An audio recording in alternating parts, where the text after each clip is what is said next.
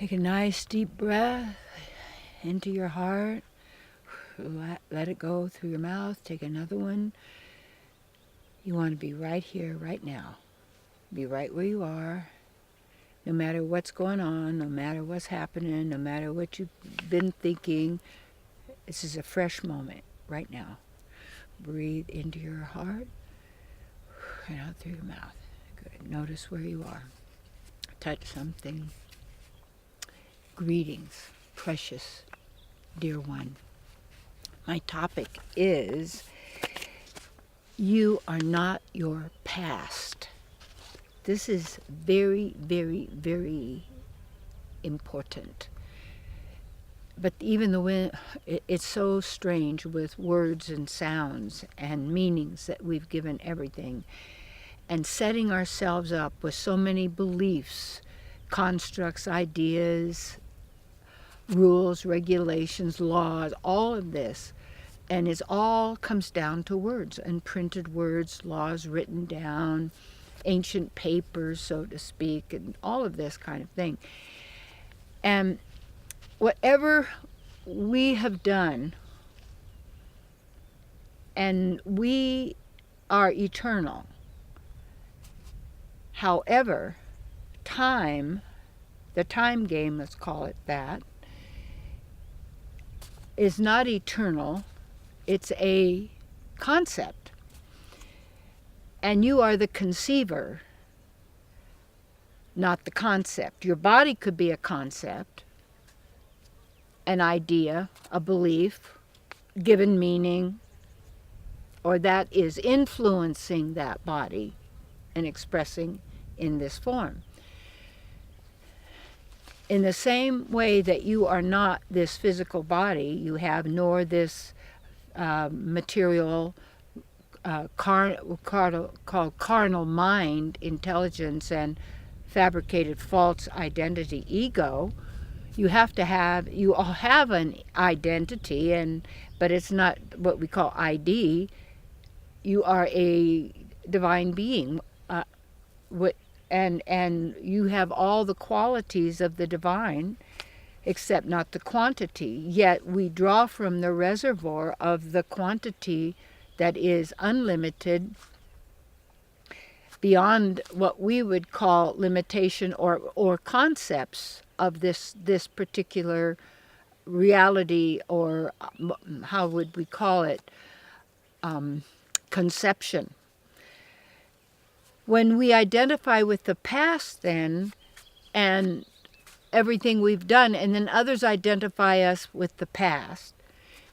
In fact, when I knew I needed to start and have a ministry and do television ministry, I knew I had to get away from everyone that I knew, because I was so susceptible to what they thought and what they said.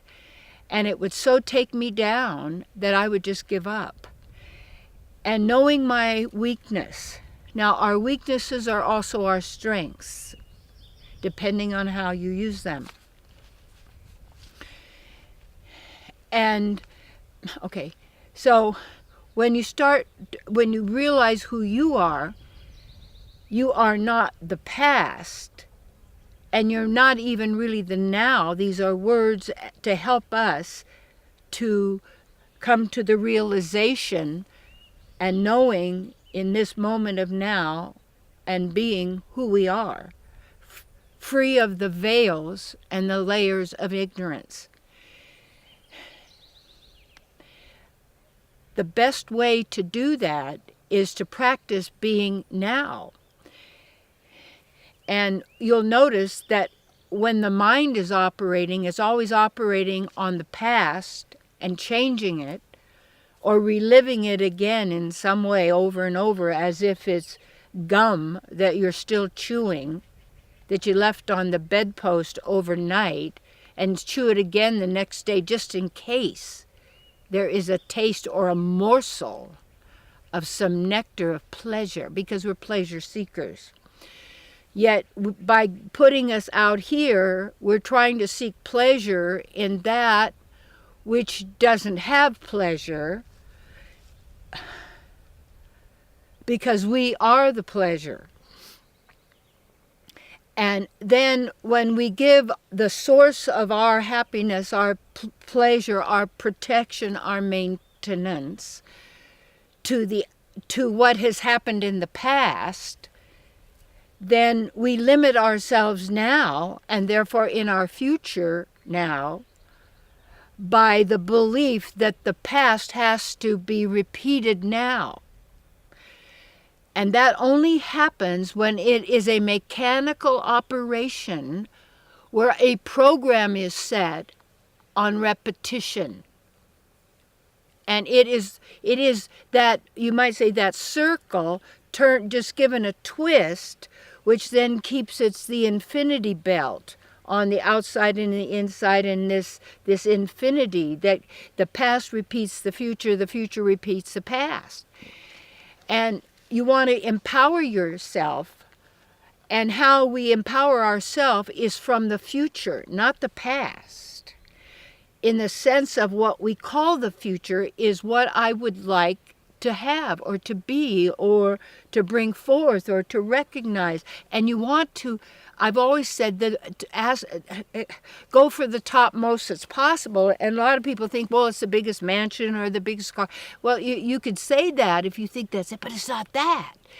We don't even, we do know, but we maybe have forgotten, and the veils of ignorance are so strong, yet our own knowing and our own connection is always there as we recognize that, and always remember the divine and never forget. That means always remember who you are, and that is the practice of being in the now. And one of the best ways is then to tune in with nature.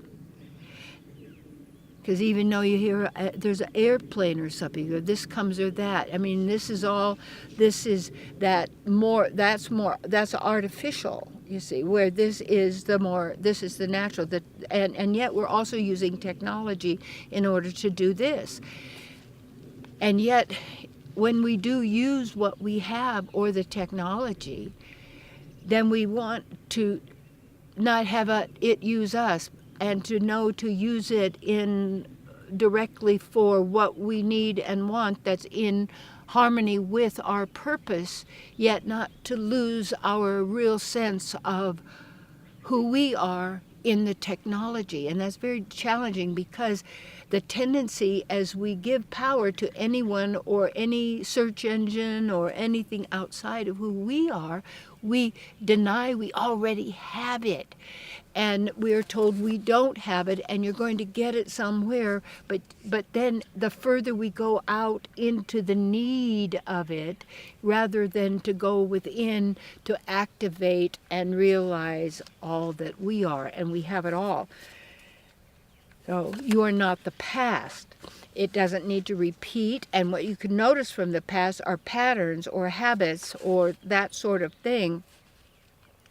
And then when we acknowledge where is the source of that, where did it come from, and we get to the very cause of it, which are concepts, ideas, thoughts, words that we have made true and real, that have become the law and have become God, that we have surrendered ourselves to as if the authority, the author of our story of who we are and what is possible for us.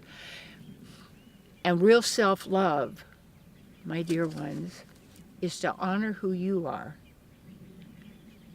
and to claim that and to do whatever it takes to really know the truth. And the absolute truth does exist, and you are the absolute truth. And you are part of the absolute truth. And that number one rule is to endeavor always for the happiness, well-being, good fortune, you might call success, of every living entity, to be fully who they are without restriction. And when we are that, and we are endeavoring for that, we celebrate that. And when you think you are the past, or we believe that we set up our present and future by, like, it would be like driving your car and just watching the rear view mirror and saying, well, that's who I am. No. Unlimit yourself. And the only way is to get out of the box. Yet thinking always is a construct that creates another box. Mirrored, walled, repeating, reflecting, building. So you go to the now and realize that the right moment is a fresh, new moment. And you can put in it whatever you want. And also from the past, we could also, there's where the guilt is and the forgiveness and all of the other that's needed. But we'll do that in another one. But no, you are not the past. You are not even the story. Okay? You're not the narrative.